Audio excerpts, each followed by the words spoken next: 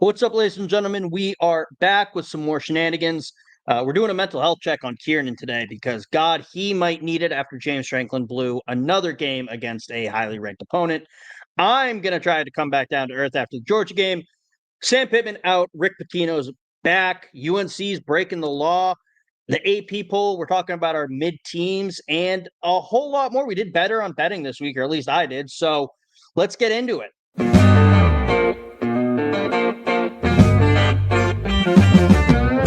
They're eating the dogs, Ciarnan, in Tuscaloosa. They're eating the dogs. You know that? They were eating the dogs. Oh, a meth raccoon. Yeah. Just awful. There is nothing good about this. It's the worst possible scenario for the CFP, for the national championship. Notre Dame is a mid-program with really good marketing. And the Michigan players are going to look at that, and anybody who's committing to Michigan in the next years will just go, I want to beat them even more. Like, I wanted to beat them when I first came to the school. Recruits are going to see this. You have, as some fans have put it, a mascot flashing their pop tussie out. Oh, God, that's going to be part of our intro next year. Oh, shit. Ciarnan, how are you doing today? We'll get into the game, but I just want to make sure, check to make sure you're doing all right. I hate this. I hate this. It sucks. This is awful. Oh, God. And that's how I'm doing. That's fair. I'm doing well. I still oriented my thoughts on that game as well. But Ciarnan, I actually realized something on the way home from work today. Oh, no. Unrelated to college football. Oh, okay. Based on everything I say, this might be surprising to people. I have realized since I have taken a hold of more of the belly up social pages, I have a very high self-esteem. Okay, care to elaborate? So a lot of things that people in content say is you can't look at the comments. Don't look at the comments. People are just going to rag on you. You're going to feel bad. I look at the comments, and whenever I'm wrong and people are making fun of me and calling me an idiot, I just think it's funny. Like, some people get so mad about it, and it's hilarious, and I love it. So I've come to the conclusion I have a high self-esteem and high self-worth, which is shocking. Yeah. It's, I'd say a total turnaround, but frankly, you're kind of the same. You haven't changed. I have not changed. I've just realized that I'm an idiot. So is everyone else. So why not find some enjoyment in our stupidity? I think it's because you no longer care. I think that's what. That's part of it. And I was listening to a podcast today, and they're like, yeah, like, I think part of it is if you can just admit when you're wrong, it's okay. You're not going to get upset about it. Yeah. And that's something else I do. I realize that I say stupid things a lot. Half the videos I put on the Belly Up socials, follow at Belly Up Sports, is just me yelling about something. A couple weeks ago, I was yelling about how Indiana's bad and Illinois was going to win.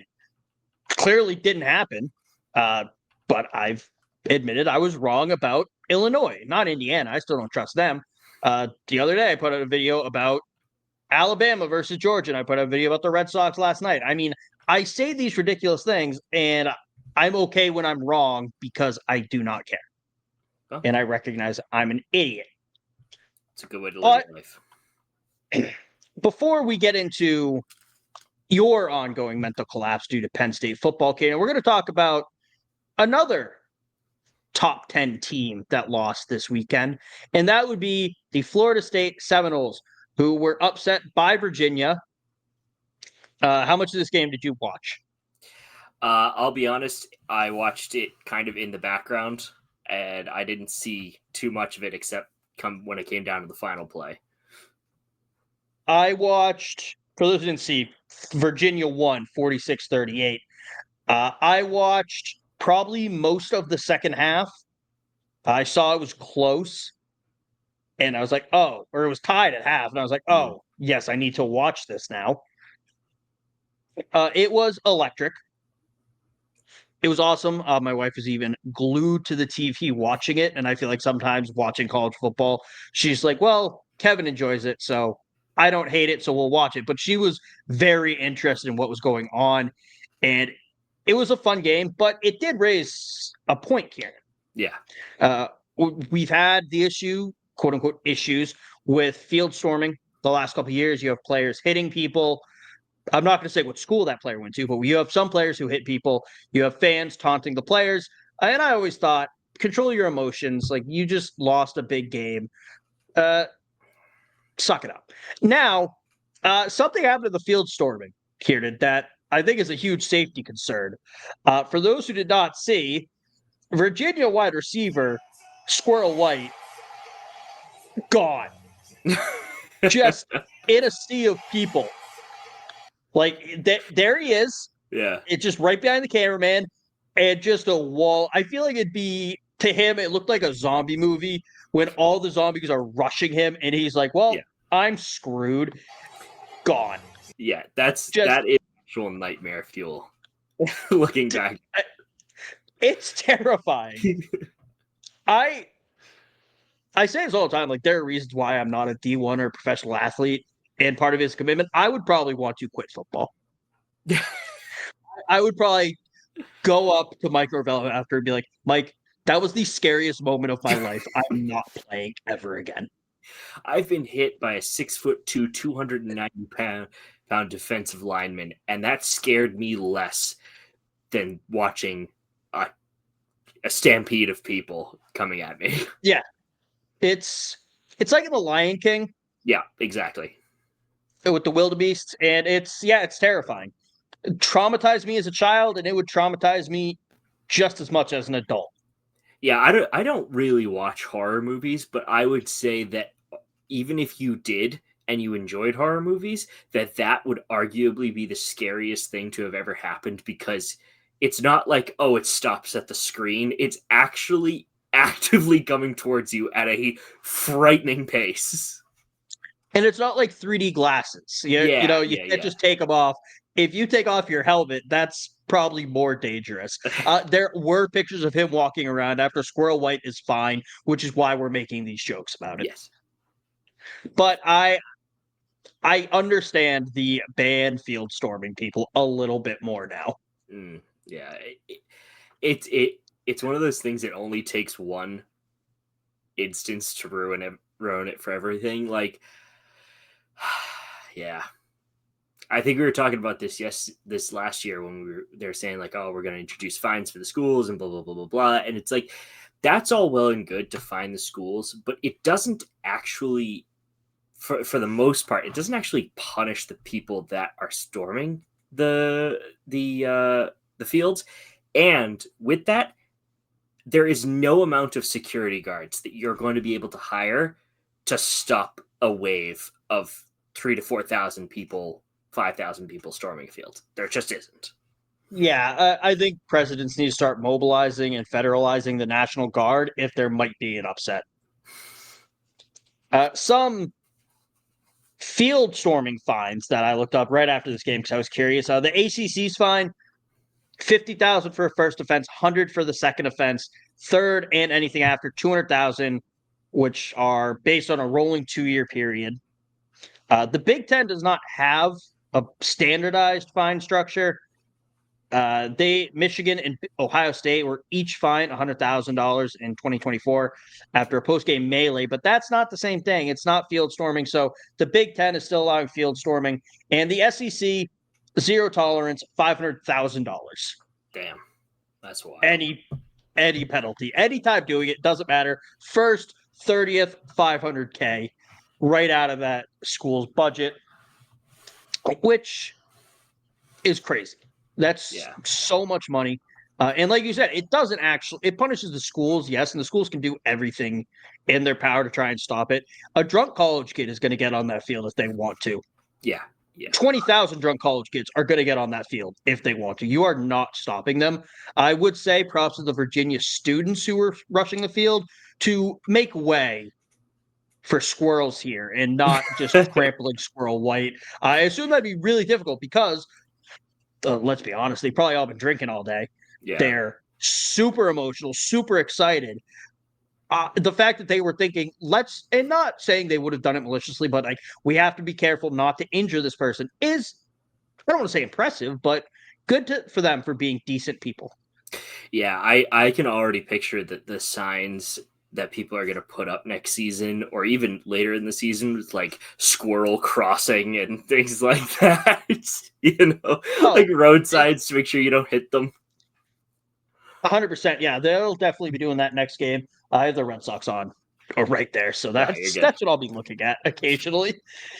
I have it right below the screen. That's fair. I should have done this from my couch. But then I would have just been locked in on the Sox. Yeah, we're not paying all day or all podcasts. So now at least I have to look this way so I can do a half decent podcast with just a quick look over while you're a glance, talking. A cursory glance. Yeah. So it's a commercial. So we're going to go into a topic that we're both going to talk about, Ciarnan. Sam Pittman has been fired at Arkansas after a few down years. Bobby Petrino is back as the head coach of the Hogs and is already cleaning house with firing staff left and right. Ken, what are your thoughts on the Pittman firing and their replacement coach? I do understand the firing as early in the season as it is. I mean, we've already had two, so what's one more? But the fact that Petrino is back in makes it arguably so much better of a firing, because you could have gone out and probably gotten one of those two other coaches from Virginia Tech or UCLA, and that would have been fine and a completely reasonable pickup. But to put Petrino back in is just the epitome of, I don't know, like it just makes sense, and I want it to work so badly to just have that kind of chaos locker room that he had all those years ago. Yeah, that's fair. I will give some advice to the University of Arkansas to deal with Bobby Petrino. Ban him from Pig Trail Harley Davidson. Just don't let him near there at all. Don't even let him think about looking at a motorcycle. And also just keep him out of the volleyball facilities. Keep him out of Barnhill Arena. Don't let him anywhere near anything that might have volleyball players. And he might do well, or he will do well. He was a good coach there. Just the off the field stuff was an issue. Let's try and squash that. So no motorcycles, no volleyball players, and Arkansas will be back. Yeah, they just got to put like a shock collar or something on him. If he goes within like 200 feet, it just zaps him of a motorcycle or the volleyball. Just zap. Or like a bell and a handler. Yeah. If they want to go low tech with it. But I think a shock collar would probably be ideal. Battery power might be a concern. He might just wait for it to run out and then run off to the Harley dealer and Barnhill Arena. But with a handler and a bell, eyes on at all times. So yeah, what is that? Our fourth firing this year. Yeah. It's coming in quick succession now. It's kind of like schools really don't have the patience anymore. It's like either win big or go home. And it's kind of like also college football is not set up to do that either. So it's really difficult to make that kind of move this early in the season and just like expect success. Yeah, I mean, I think part of the issue, as I just slowly adjust my camera, part of the issue is we didn't see a lot of firings last year. True. So I think schools are kind of going, well, we probably should have gotten rid of them already, so we'll just do it now and kind of get a head start on the hiring process.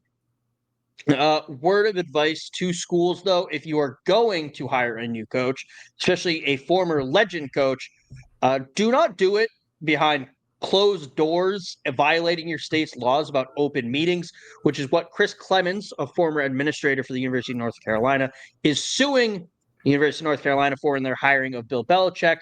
He is arguing, like I said, illegal closed door meeting violating North Carolina laws, with UNC being a state school. This is an interesting story. Nothing is going to come of it. I don't know. I don't know if that's entirely true, but let me hear your thoughts before I say anything. I don't think it's a big enough deal. Like, yes, UNC might get slapped with a fine. They might use it as a way to negate any potential Bill Belichick firing or buyout if they decide to fire him. But it's not going to be the reason they fire Bill Belichick. It's not going to cause the NCAA is probably not going to get involved. This is a state law issue, not an NCAA violation issue. So I don't think anything meaningful will come of it other than the endowment fund of the University of North Carolina getting a little bit smaller and them having an excuse to fire Bill without a buyout. Okay. Well, if that's what you mean, then yeah, I do agree with that. But to that end, I will say I don't think this is really about Bill Belichick. This is most likely, and from the articles that I've been reading, this is more about this has been a continuous thing that's going on with the Board of Trustees, approving things, talking about personnel or whatever regarding the university that is legally supposed to happen in public forums. And it's kind of, it's the straw that broke the camel's back, and Bill Belichick's name is just attached to it because he is the most kind of important thing at UNC right now. It's not so much that whatever they did to get his compensation package, his buyout, whatever, either wasn't public or something like that, but whatever went in the background to approve it is more likely the scenario. But the actual thing about this being a constant thing that has happened is more the issue. And, this could potentially, impact the University of North Carolina wholesale. Like, it's not just going to be the football program that gets hurt. It's going to be the other athletics that gets hurt. It might even be the academics. Like you said, their endowment that's going to get hurt. So it's one of these things that's probably a cascading issue. And Bill Belichick's just the most recent thing that has made this come up. Fair. I want one thing to come out of this, though, and I know I say all the time, everything I've learned about his relationship with Jordan Hudson, I have learned against my will, Yeah. and it makes me more and more uncomfortable. I want him to get subpoenaed, and I want to hear what assurances he gave him about Jordan to hire him there. That's just really all I care about with this. That is the one thing I will willingly learn about their relationship. That's actually hilarious. Me wildly uncomfortable. That's actually hilarious. Yeah, that's good. Like what are some of the things you think UNC promised Bill in regards to Jordan or Jordan? Well, promised him, like, in terms of like what she can do while at the university. What she can do, what we will give you, what we will give her. Say probably field access, probably an assistant of some kind, probably I don't know about accommodations necessarily because it's a public university. You might not be able to give out houses and things like that. I don't know if that's true or not for UNC. Yeah, they give out houses. They give out houses. They give out cars. Okay, well, the players, but well, probably stuff like that. I would assume. That's true. I think they also probably told her any sorority she wants to join, auto bid. Probably. I'm trying to think of what else they could offer that would really be enticing to her. Well, I mean, she's 25 now, 26, 24. Well, she was 24 last year. I wasn't sure if she her birthday's yet.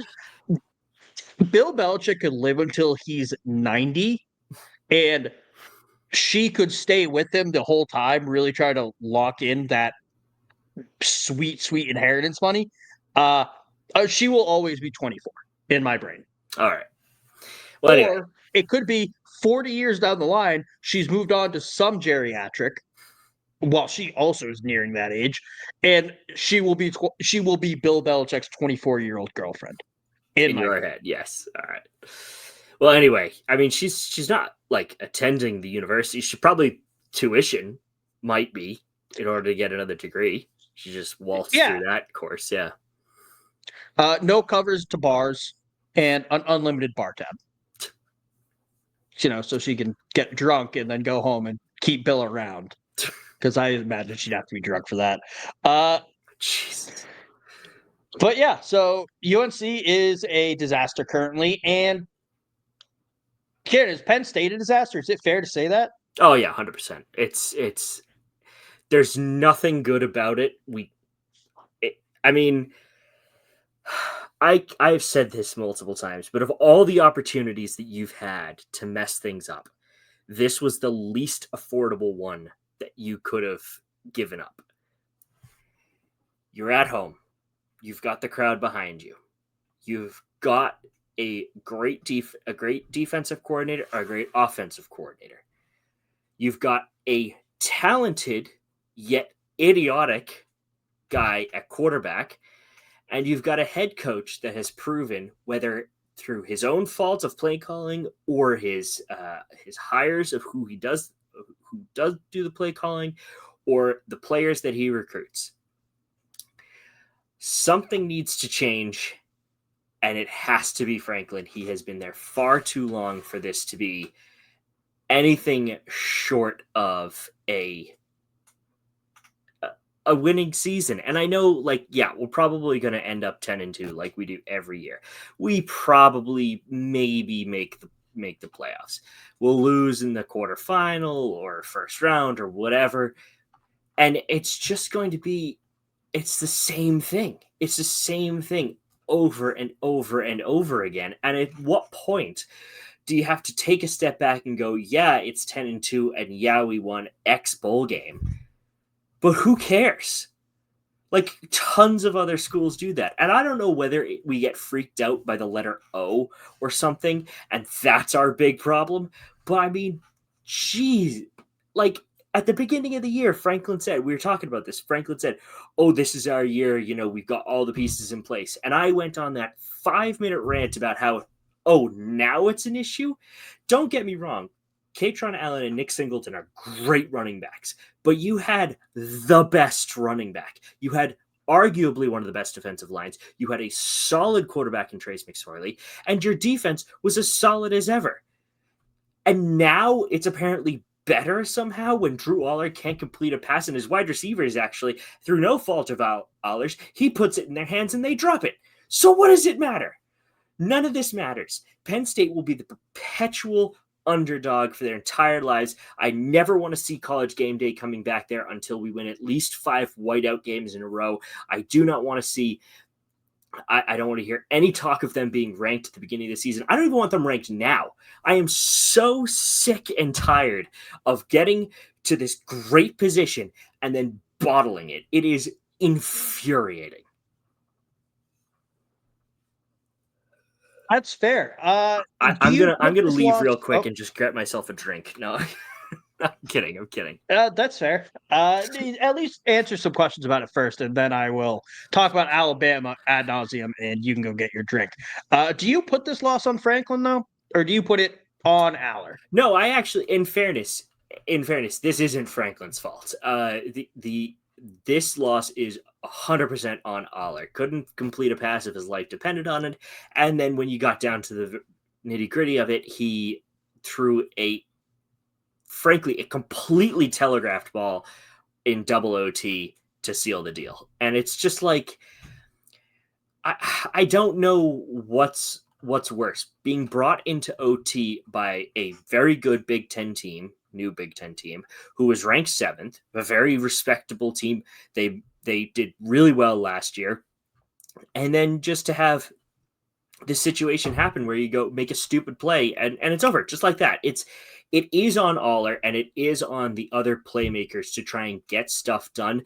The play calling, Anthony Kolecnicki, I don't know why he kept running it up the middle when the front 7 of Oregon's defense was stopping them continuously. I don't know whether he was trying to throw them off, but it seemed like way too much.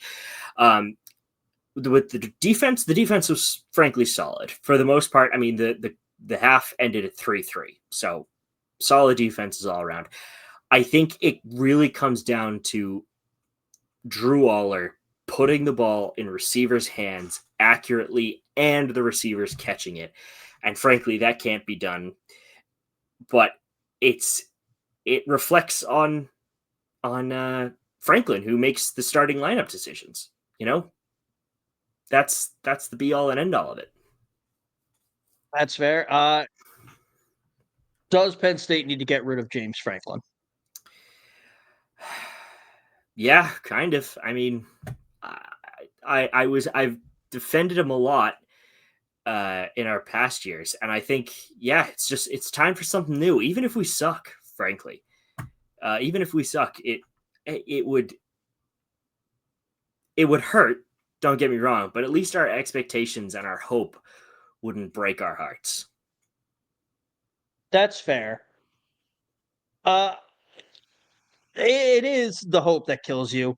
I will say, and Bill O'Brien does also deserve a lot of credit for this. It seemed for a while like Penn State was going to be relegated to bottom of the Big Ten, and they were just going to stay there because of the Joe Paterno, Jerry Sandusky. Yeah. I don't even want to call them controversies, crimes. Yeah, no, they were crimes, yeah. And, I mean, last 2 years under Paterno, I understand he was old. Finished the season unranked. Then with Bill O'Brien, also finished the season unranked. You had to build a program. First 2 years with Franklin unranked, then finished 7th in the AP, 8th, 17th, and 9th. Unranked in 2020, which doesn't count. Unranked in 2021, then 7, 13, and 5. So he has made Penn State respectable again, but is respectable enough for Penn State? I genuinely don't believe so. I genuinely think that Penn State has a good enough and storied history to where that they should be in serious consideration for,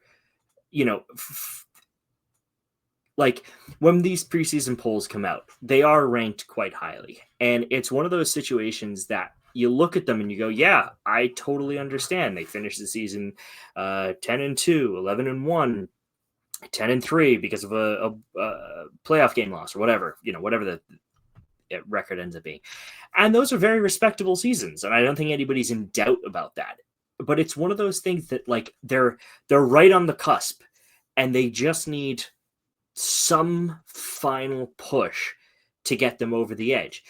And whether it's Franklin putting in the right personnel at the right time to make these situations happen, it seems like that responsibility does genuinely fall on him.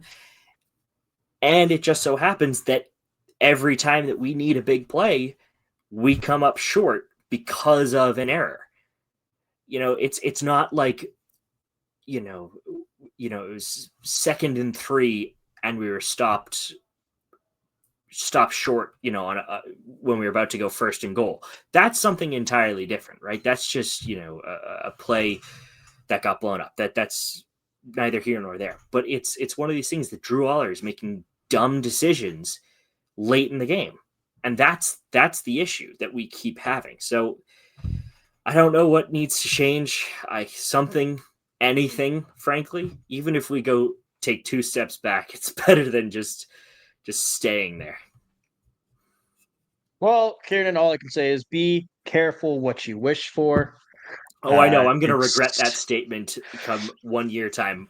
Mark my words, October 1st next year, I am going to be in a pool of my own tears in the fetal position watching Penn State lose to Bowling Green or something. Well, Bowling Green is Pudge, so that's a okay. Sorry, loss. That's a quality loss. That's a quality loss. All right. Think of a sadder team. Kent State, UMass. See, Kent State and UMass are too sad. I'm thinking like they're funny sad. They're funny sad. Yeah, I'm thinking like Troy. Like if we lost to Troy, I'd just be like, all right, it's over. If James Franklin gets fired after this year, I'm going to clip that part where you said I'd rather take 2 steps back than keep doing this. And every time you complain about Penn State, I'm just going to play that over you. Yeah, that's fine. That's fine. I'm going to eat those words so bad. I mean, it's not fine because I'm the same way, except I don't wish for my team not to be good. I whine and complain a lot, and I owe the University of Alabama and the Alabama football team, and Kalen DeBoer an apology. They proved me wrong in one half of football against Georgia. The second half I have thoughts on, but we'll get into that in a second. Alabama ended Georgia's 33 straight home game winning streak. Georgia fans have been complaining for years that Alabama doesn't go there, even though Georgia hasn't been to Tuscaloosa in 10 years. But this is what you get. You complain, you bitch, you moan, you whine, and Alabama ruins your home win streak. Alabama had 13 third down conversions, which is the most Georgia's given up in 30 years, I think. Ty Simpson looked electric. He should be in the Heisman conversation. The defense was really good. Caden Proctor, new Biletnikoff watch list receiver, our left tackle. We're so good, our left tackle is making plays in the receiving game, Ciarnan. I didn't see that. That was incredible. I would like to say, though, also, there was one really good play right after that. They were back-to-back. Caden Proctor's screen was hilarious. The fact it worked as well as it did is awesome. But then the play after that, I don't think a lot of people are talking about. You had everybody going left. You had Jam Miller go right towards the end zone. You had Ty Simpson running to his right to keep the corner true so he could either step up, allow a quick flip over the top to the running back, or Ty Simpson could just keep it if the Georgia defender stayed with the running back. Defender stayed with the running back, Ty Simpson, easy walk-in touchdown. That was a phenomenal play call. I saw not a lot of, because there were different games. I saw similar issues, though, this year as I did last year's Georgia game. Last year's Georgia game was we dominated the first quarter. The second quarter, Georgia starts doing stuff, but we're still playing well. And then the second half rolls around. Alabama doesn't do shit. And we allowed Georgia to get back in the game. And then we did win it down the stretch, but it wasn't as low.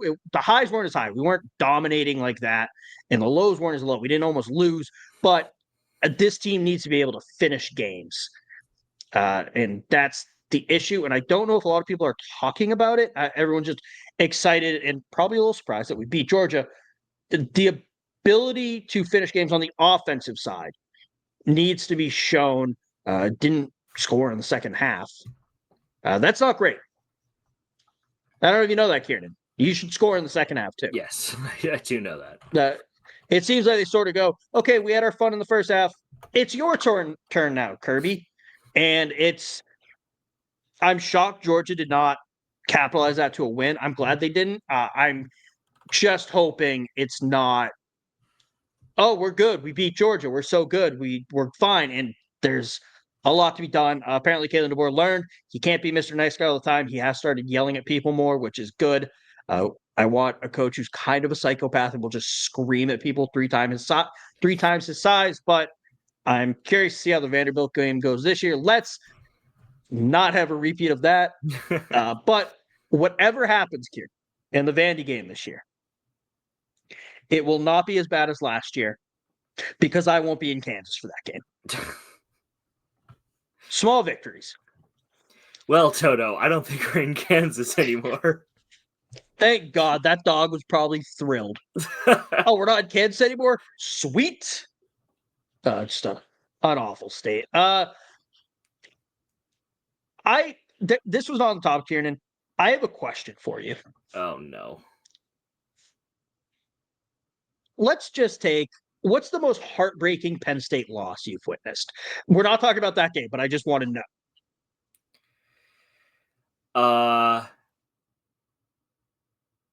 Or one of. I would say the 2016 Rose Bowl against Sam Darnold and the USC Trojans, when we absolutely should have won that game, and stupid mistakes cost us the game right at the end. I think that was arguably the most heartbreaking one because that was 2 years. So it was my sophomore year, and we genuinely looked great. And yeah, we weren't going to win the national championship that year, God forbid. But that game would have been the capstone of our whole shebang. That's fair. Now, Sam Darnold, different kind of reputation than the person I'm talking about.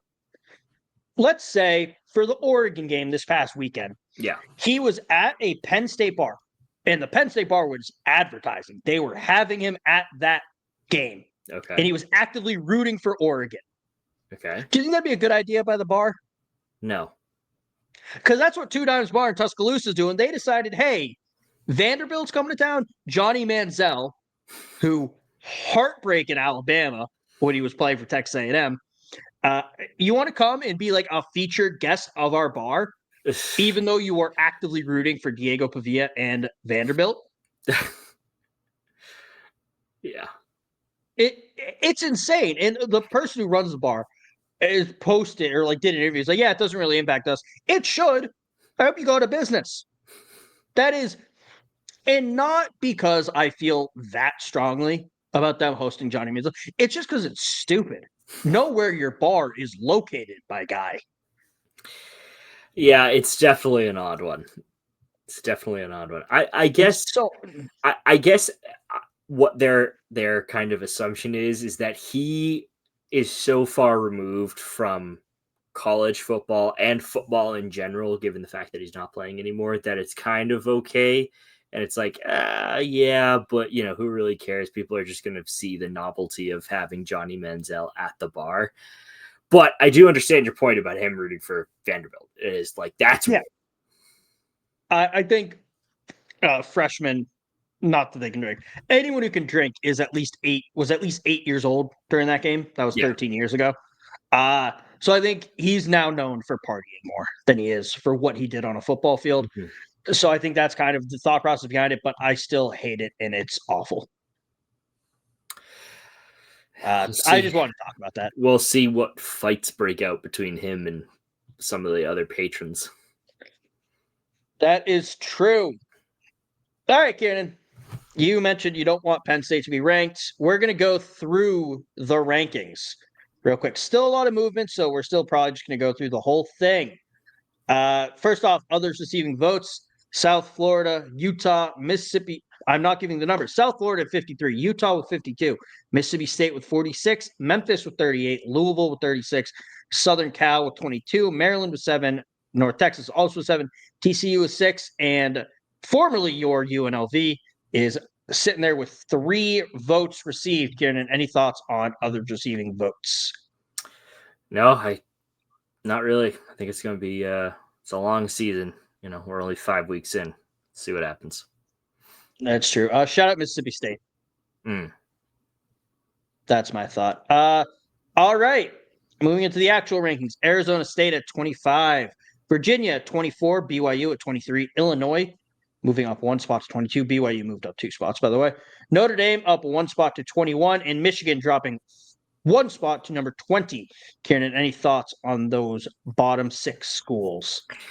I talk a lot of smack about Penn State not being ranked, but you know who really shouldn't be ranked? Notre Dame. Notre Dame. Yeah. We lost a genuinely competitive game to another Big Ten school, and by a touchdown or 3 points, whatever it was, 6 points. Notre Dame is 2-2, and they lost to nobodies. Get out. Well, okay, not nobodies, but you get my point. Yes. I just want to put some respect on. Actually, no, I don't want to put respect on any of these schools. Miami, Texas A&M, more so Miami. I'm fine with them. A&M, no respect. And congrats, you beat Purdue and Arkansas, who just fired their coach. That ranking is a joke. Notre Dame is a bad football or a mid football team with good marketing, as I always say. Also, shout out Virginia. Yes, shout out Virginia. Well done. Next up, Mizzou moving up 1 spot to 19 after dominating the University of Massachusetts. Florida State dropping 10 spots after their loss to Virginia to number 18. Georgia Tech dropping 1 spot to number 17. Vanderbilt up 2 to number 16, and Tennessee staying put at 15. No super strong opinions. No. Georgia Tech with the struggle win against Wake Forest. I understand dropping them 1 spot. I'm glad it wasn't anything drastic. Also, yeah, shout out Vanderbilt. Shout out Vanderbilt. Yeah, that's so true. They are looking so much fun to watch. Like, it's not just like that they're winning. It's like they're a legitimately entertaining team. Yes, this is the highest they've been ranked since 2009 when they got up to number 13. Wasn't that under Franklin? Probably. No, Yeah, Bobby Johnson. Oh, okay. So that was right before Franklin. That was 3 seasons, 2 coaches removed. So Bobby Johnson in 08, sorry, I said 09, 13. Bobby Johnson went 2-10 the following year. Then Robbie Caldwell went 2-10. Then they hired James Franklin. Gotcha. In 2011, they have never been. They've been top 10 3 times in their history in the AP poll. 1937, 1941, and 1947. Let's hope we put an end to these shenanigans right now. I don't like Vanderbilt. I don't have fun with them. But I have no other thoughts. Florida State, actually, I do have thoughts, or I have a question. Do you think they should be higher or lower than this, or do you think 18's fair? I think 18 is fair. Dropping 10 spots from number 8 after that loss, I think, is more than enough. That's also to a 4-1 ACC team that is not a joke like they have been. Yeah, exactly. A solid loss might be the wrong term, but it was a good loss. Yeah, it was not an embarrassing loss. Right. That's fair. All right. Iowa State staying put at 14. LSU dropping 9 spots to number 13 after their loss to Ole Miss. Georgia dropping 7 spots, number 12 after playing Alabama. Texas Tech up 1 spot to number 11. Alabama up 7 spots, number 10. Texas A&M up 1 to 9. Indiana up 3 to number 8. Penn State down 4 to number 7, and Texas A&M up 3 to number 6. Alabama. So here's why people who argue, well, if you beat a team, you should not be ranked higher than them. Or you should not be ranked lower than them if you beat them. So what would you do about Alabama, Georgia, and Florida State and Virginia? Is Virginia supposed to be above Alabama and Georgia? Right. And Florida State is what? How do you deal with that? Yeah. So I think it's dumb. I actually don't have any issues with this ranking so far. Yeah, I don't either. There's nothing about it. Also, say what you want about Penn State, Ciarnan, but they did lose. I understand it was at home, but they lost to a top 6 program. Yeah. Yeah. It just hurts. There's no ifs, ands, or buts about it. I know, Ciarnan. It's okay, buddy. We're going to move past that real quick for Ciarnan's mental health. Oklahoma moving up 2 spots to number 5. Ole Miss up 9 spots to number 4. The U up down 1 spot to 3. Oregon up 4 spots to number 2. And Ohio State still up there looking down at everyone else at number 1. Ciarnan, any thoughts on the top 5? Shout out Ole Miss and goddamn you, Oregon. That's fair. Yeah, shout out Lane for making his daughter's boyfriend puke with the tempo. Iconic. You love that. He did lie to us, but we'll get into that in a minute. But yeah, I mean, I don't think any of this is shocking. No. The U versus Florida State is going to be a good game this week. It is. Hopefully a good game. Yeah. But, Ciarnan, there's your AP poll for week 6. We're going to jump into 2 teams now that have no business being in the AP poll. Our mid teams.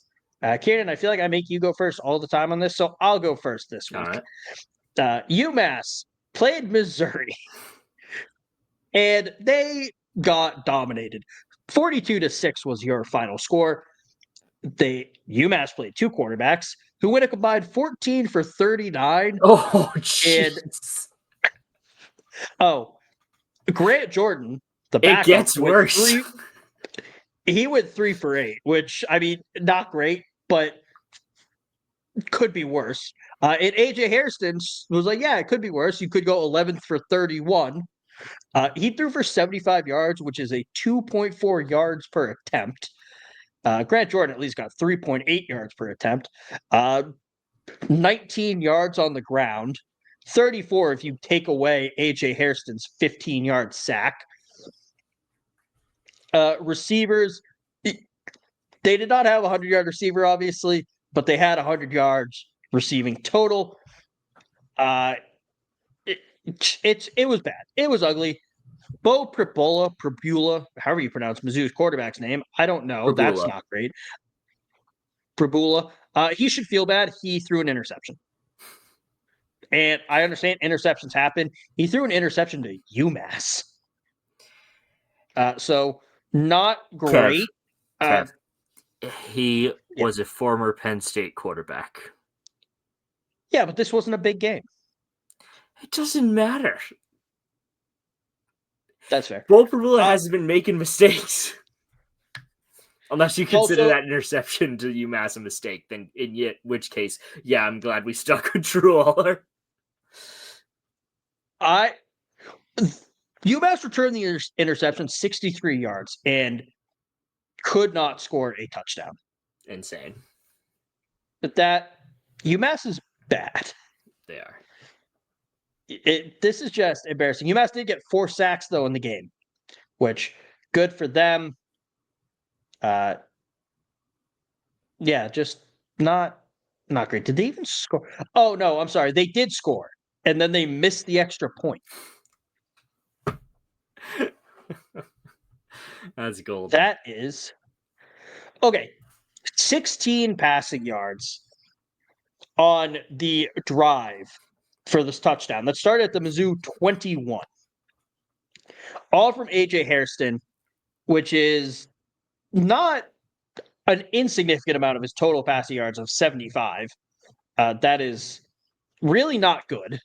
UMass is terrible, and Ciarnan, I think I need to learn. I said we're picking mid-teams, not teams that are embarrassments to the game of football and would make Rutgers regret starting this stupid sport.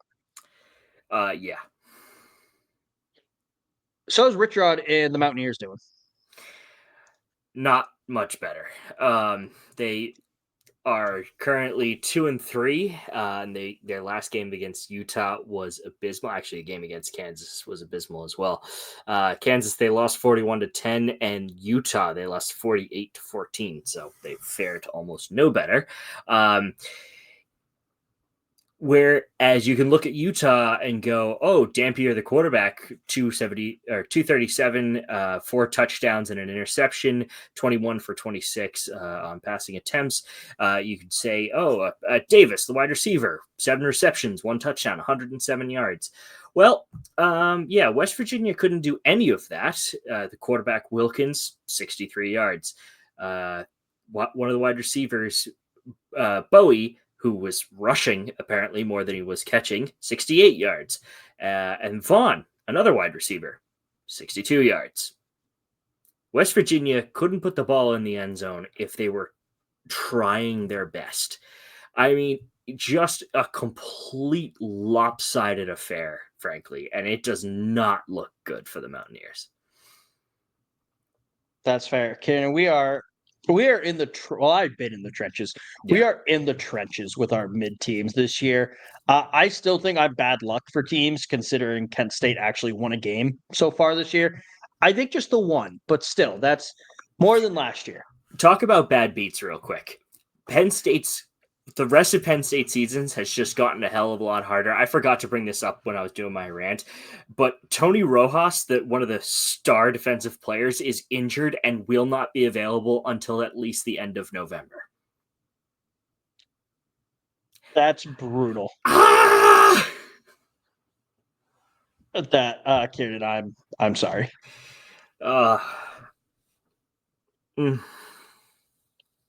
I can't do this, Kev. I can't do this. This podcast, or just life, or just being a Penn State fan? Being a Penn State fan. That's fair. Well, just go back to UNLV. It's fine. Honestly. But moving on to other bad beats, which I don't think we really had many of this weekend. Our Week 5 bets. I had for my money line Ohio over Bowling Green. That hit. So proud of myself for that one.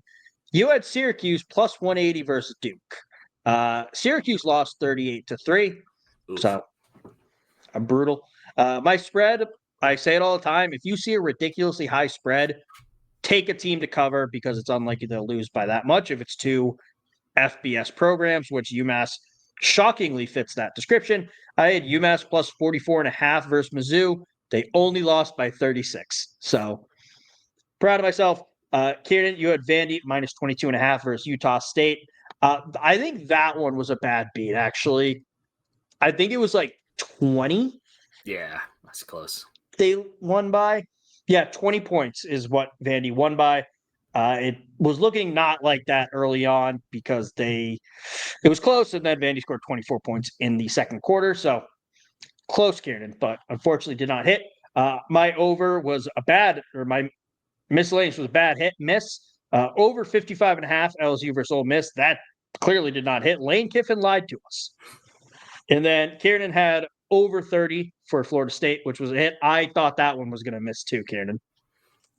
It looked like UVA was just going to win in regulation, not let Florida State try again. But that puts me at 2-3, Kieran 1-3 for last week. But we're on to this week, Kieran. And what is the weather looking like across the country? Well, it's going to be mostly dry. There's some showers out in the west and things like that, especially in the arid regions of over, Midwest, Southwest sort of situation. But that isn't the big thing. The big thing is the fact that two tropical storms in the Atlantic are going to literally cause themselves to miss the eastern United States. So there are currently, two hurricanes. I don't know the names of them off the top of my head, but there's this interesting effect called the Fujiwara effect, where two storm systems essentially pull each other with their currents and their winds away from landmass and over towards the open sea. So I was kind of hoping, I was excited for this week's weather report 2 days ago when they were both going to hit, southeastern United States and eastern United States for all the college games that might be affected, either due to rain or cancellation or things like that. But unfortunately, they're literally going to pull each other out into the Atlantic. So not much to report on that, unless something drastically changes in the next 2 days, which I can't predict because I'm not a meteorologist. That's fair. Umberto and Imelda looks like Yes. the two storms names. Yep, there you go. Thank you. No problem. So there's your weather report for week 6. Kieran, are you ready to do some betting? Yeah, some more bad bets. We're doing better than we have before. And I think that's important to note. We were really bad at this before. Yeah. Now we're only kind of bad. First up, our money line picks. I have Iowa State over Cincinnati at minus 102. All right. Just like the clones. For my money line, I have Illinois over Purdue at 360. Minus 360, that is. I was about to ask you to specify. Kieran, be careful, Illinois. She'll break your heart.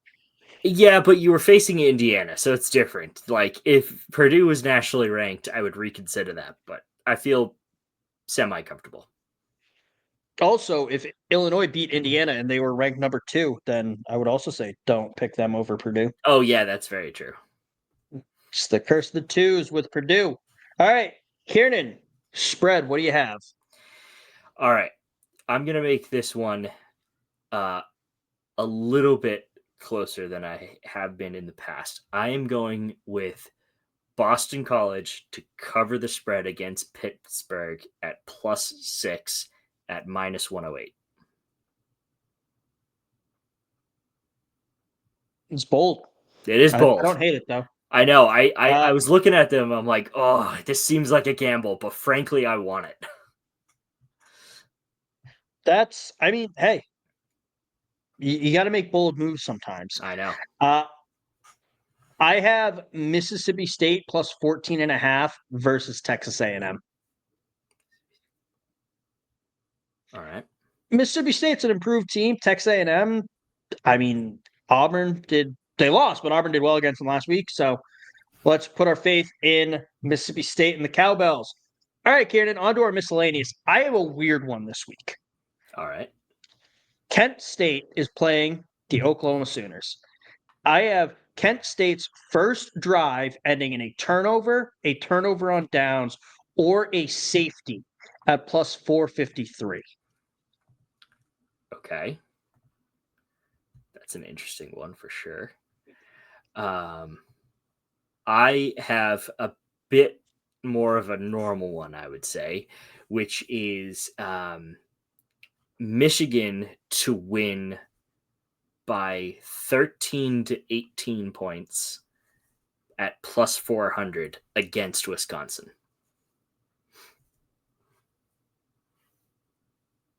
That's fair. All right, quick recap. I have Iowa State over Cincy.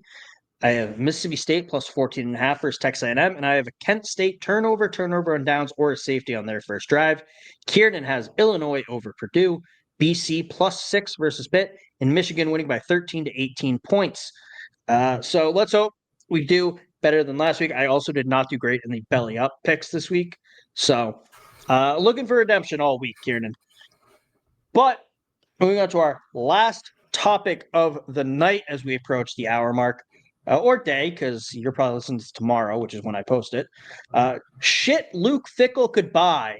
Just a reminder, Luke Fickell has a $25 million buyout, and I'm going through some fun things he could buy. I think I've narrowed down how I want to do it. Before, I would kind of do it just opponent based. I think I'm going to do a little bit of both.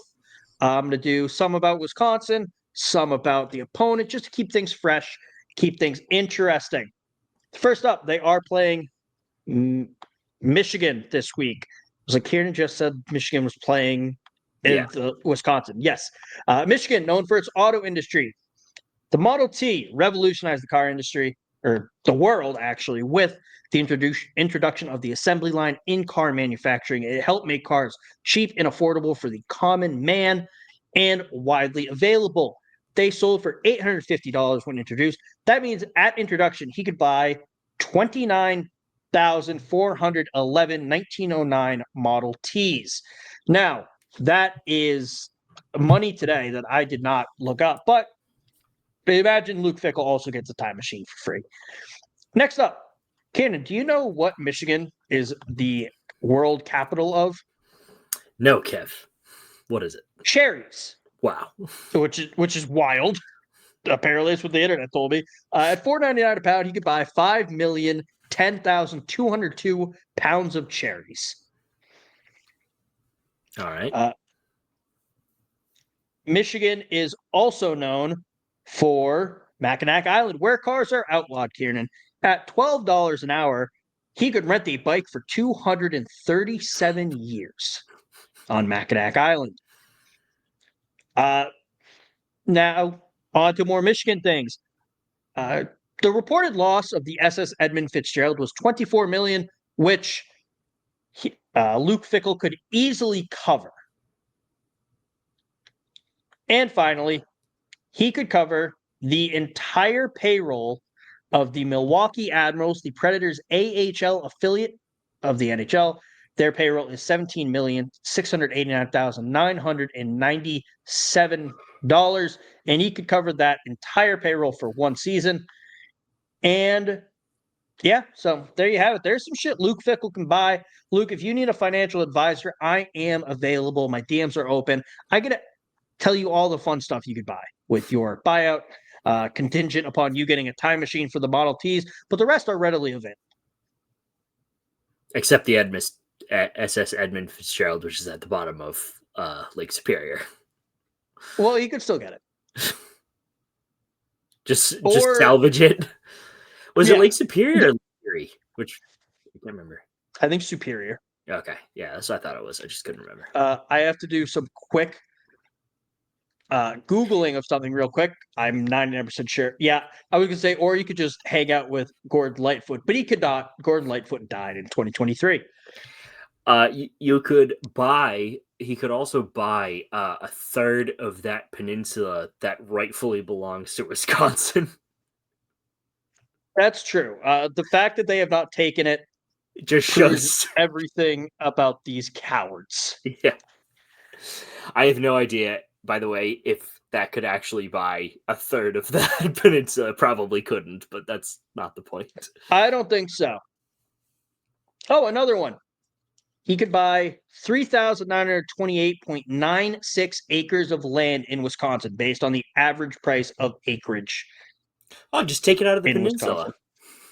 Yeah, just take it out of that, give it some of it to Wisconsin, and then keep the rest for a mansion or something. Yeah, perfect. But that is our show for this week. Ciarnan, before we go, I do have one question, though. Yeah. Does anyone know where the love of God goes when the waves turn the minutes to hours? Is that from The Wreck of the Edmund Fitzgerald by okay. Gordon Lightfoot? I would play it, but I don't want YouTube to give us a copyright strike or take monetization, because then I get yelled at. And the conversation would not, I could not argue I didn't know any better if I were taking a very famous song about a very famous shipwreck and putting it in our show. Yeah, but it's pretty obvious. My sister got me one of those bumper stickers that said, "Stop honking, I'm crying at the wreck of the Edmund Fitzgerald." That's great. Awesome. Love it. But everyone have a good, safe, fun weekend. Little housekeeping before we go. Regular show next week. Well, as regular as our shows can get. The week after, I am not in the United States, and I will not be recording a show that week. So, Ciarnan, if you want to figure out how to record a show on your own, go for it. But if not, no show 2 weeks from now, and then back to regular scheduled programming until November. Ciarnan has some silly thing he has to do where I will probably record a show, but no Ciarnan at one point in November. But then back to normal. And I just like giving people a heads up. Kind of don't want people to be upset or disappointed when they wake up on Thursday morning and realize there's no show. So yeah, makes things easier. Yeah. All right. Well, everyone have a good, safe, fun rest of your week. Make good choices. And let's pray to God Penn State wins this weekend for Ciarnan's sake. And let's pray to God Alabama wins this weekend, just so I don't die. So that we're both not miserable next week. Yeah. I think one of us can be miserable at a time, but both of us, I don't know if we've had a show where we're both miserable. Yeah, because we've always interchanged wins, I'm pretty sure. Yeah. Interesting. Because, I mean, it'd just really be last year. I don't think Penn State lost when Alabama played Vanderbilt. No. And I don't think they lost when they played Tennessee. No. So, all right. So, yeah, we need both teams to win, or at least one of the teams to win. So, Ciarnan and I aren't both being bitches. Although I think I'm usually just the bitchy one when my team loses. You just get angry. It's one and the same. Look, Ciarnan, I spent 10 minutes ranting about how bad Alabama is after week 1. You only spent like 3 to 5 minutes ranting about it. Because I did all my ranting in the offseason. That's fair. I have no more rants to give. Oh, see, buddy, that's where you're wrong. The rants come from deep within you. You just got to let them out. It's a deep hatred. Yeah. So, all right. Goodbye. That was enough rambling. See ya.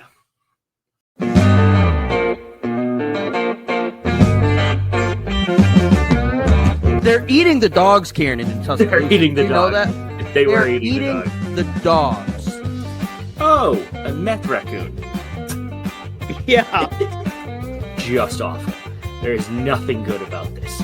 It's the worst possible scenario for the CFP, for the national championship. Notre Dame is a mid-program with really good marketing.